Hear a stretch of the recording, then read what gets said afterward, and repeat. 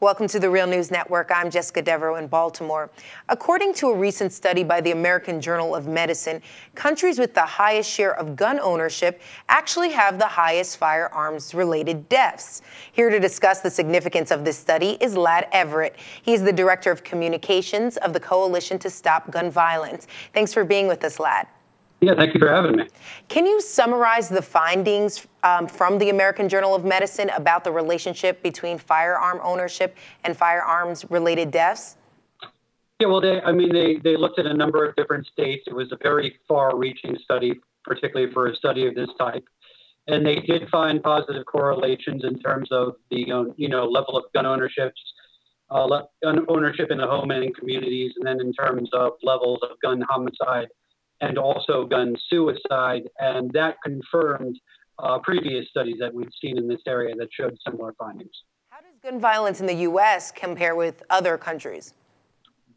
It's astronomically higher, particularly when you compare it to other developed countries and other high-income nations. The pattern typically is the U.S. has a higher overall homicide rate, and then when you look specifically at the gun death rate, our gun death rate is typically astronomically higher than that of other democracies and high-income nations. Okay, and 90% of Americans actually support background checks for firearms purchases. Who and what are the obstacles to passing gun safety legislation? Well, really, the National Rifle Association and pretty much, certain individuals in the pro-gun movement, some of the hardcore members of the pro-gun movement, but really, this comes down to NRA lobbying in Congress, and I think we're all aware right now that we have a Congress that is largely dysfunctional. And of course, we're talking today on the day that government was shut down again. I think many people recognize that we have many members of Congress that are not accurately representing the views of the American public. And I think the gun issue in that way is not different than many others. And, we had a tough vote in April after the Newtown tragedy where we had a very modest piece of legislation up on Capitol Hill that would have expanded background checks, but not required them to be universal, and that was defeated by 5 votes. And that's a piece of legislation we're still working on very hard, in state after state across the country to build the support we need to pass it. Yeah, and you just mentioned that legislation, but do you actually see Congress revisiting this issue and trying to reintroduce legislation in the near future? I do. I think initially Senate Majority Leader Harry Reid and West Virginia Senator Joe Manchin, who's been such a great champion of this amendment, thought that we could do that early next year.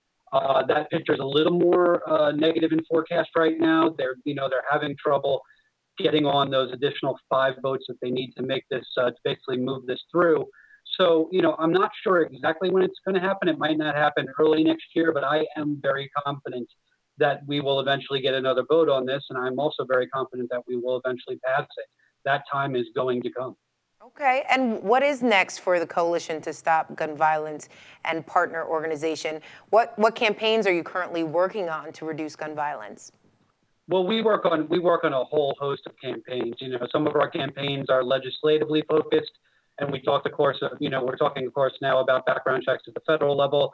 We also were involved in certain state-level campaigns that have been successful, like the campaigns in Maryland, New Jersey, Colorado, and elsewhere. We're also involved in projects that deal with the way the private sector is addressing the problem.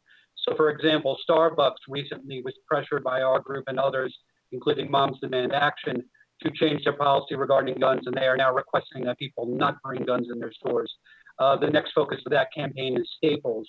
We also have successfully pressured media outlets like NBC and others to drop pro-gun extremists from their programming. So an example of that would be how NBC Sports recently dropped Tony Macris, an NRA consultant, from their program after he shot an elephant in the face and then compared his critics to Hitler.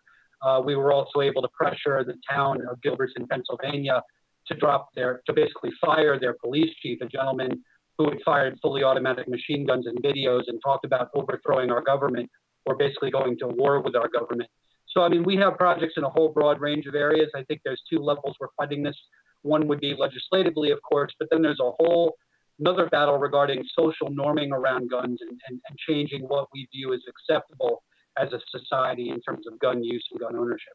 Okay, well, thank you so much for joining us. You bet. Thank you for having me. And thank you for joining us on the Real News Network.